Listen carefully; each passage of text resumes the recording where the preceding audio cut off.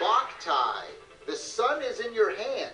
This game is completely revolutionary. I want to tell you why. The cartridge has this little light sensor on the bottom, and it's a solar panel that can bring in the rays of the sun, and it affects the game. Are you listening to me here? Now, the game itself was made by the creator of Metal Gear Solid. That's right, so it's got a lot of that action element stealth stuff in there. You can even like knock on walls like in Metal Gear. What you're doing is you're fighting vampires in this game, get it? It has this little sun meter at the bottom that recharges your weapons. But don't worry about it, you can still play in the dark. You can store your solar energy in little solar stations so that your solar gun can use the solar beam to catch in the solar rays.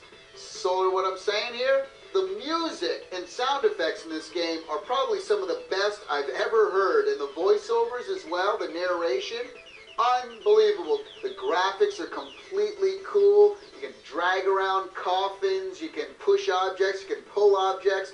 Plays like an RPG sometimes. They got a multiplayer mode where 2 to 4 people can link up and get it on together. This is amazing. It's got it all. The complete package by one of the best designers in the industry. I'm giving Boktai, The Sun Is In Your Pants, a 9.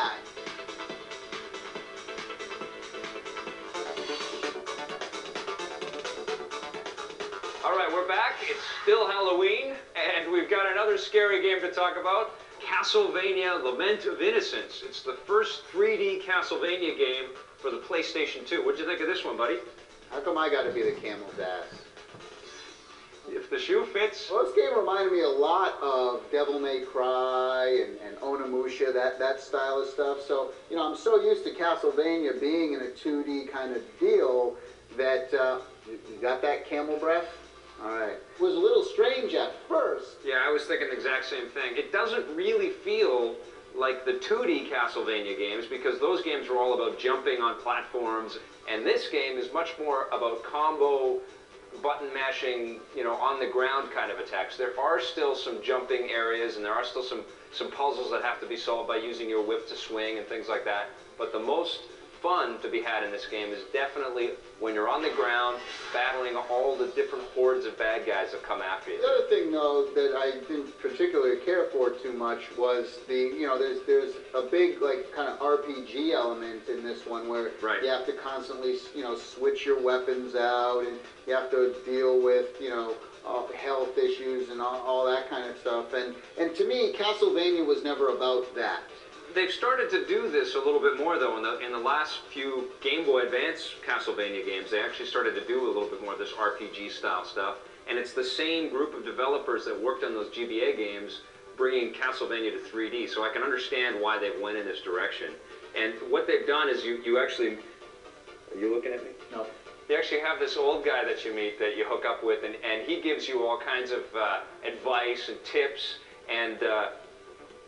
he's a shopkeeper as well, so you can hook up with him and then buy some stuff. And you need some of those things like potions and serums to protect you from the poisons and stuff that you pick up along the way. But what I really liked about Castlevania were the different kinds of bad guys that you deal with, man. There's some awesome stuff in here. I love the zombies, love the skeletons, especially the skeletons and zombies? We've never seen those in video games before, have we? They're just really stylishly done here, though, man. In 3D with glowing red eyes. The archer skeletons are awesome. I love the Cyclops with the giant tattoos all over his body. The camels.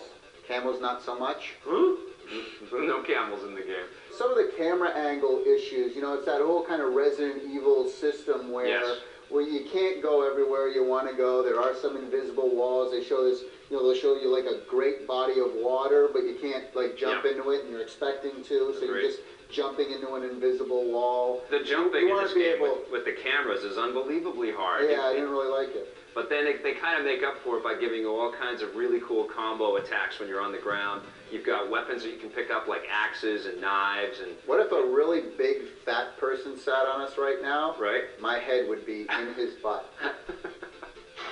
Yes, it would. I'm going to give it 8 out of 10. I'm giving it a 7.5. On the positive side, this game has great presentation, really nice looking graphics, awesome sounds. The different combo attacks that you can do with your whip are really fun in this game. But the best part about this game are all the bad guys you can beat up on. On the negative side, some of the camera angles weren't that great. The jumping and whipping elements of the game were a little too difficult. And overall, the game just wasn't as good as Devil May Cry, and it didn't really give us that old school Castlevania feeling. Alright, we're sticking with this PlayStation 2 theme, and we're going to talk now about a new controller for the PlayStation 2. It's called the Mad Catz Lumicon, and this controller is kind of a nifty idea. You plug it into your PlayStation 2, and it lights up. It glows in the dark. Did I mention that I'm not wearing any clothes whatsoever under this? You better be, man.